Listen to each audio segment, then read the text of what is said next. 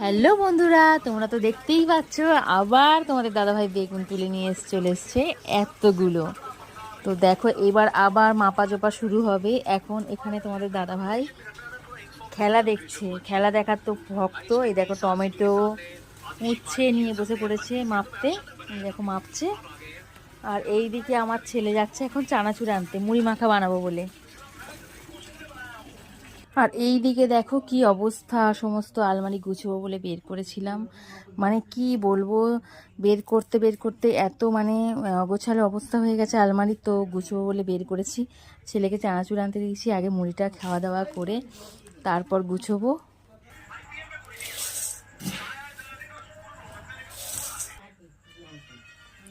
দেখো বন্ধুরা, আচার বানিয়েছিলাম। এই আচারের তেল দিয়ে ওটা জম্পেস করে ঝাল ঝাল করে বানাবো মুড়িটা।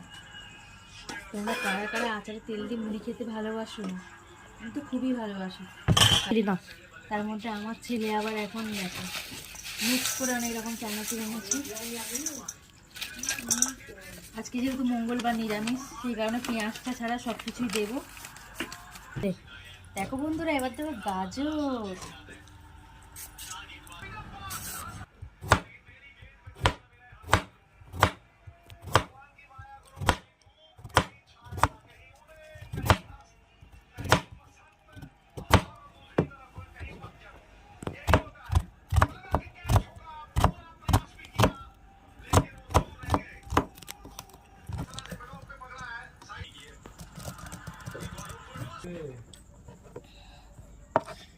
আর বন্ধুরা, যেটা না দিলে মুড়ি মাখাটা একদমই সম্পূর্ণ হয় না, কাঁচা লঙ্কা। একটু ঝাল ঝাল না হলে কি ভালো লাগে মুড়ি মাখা, বলো?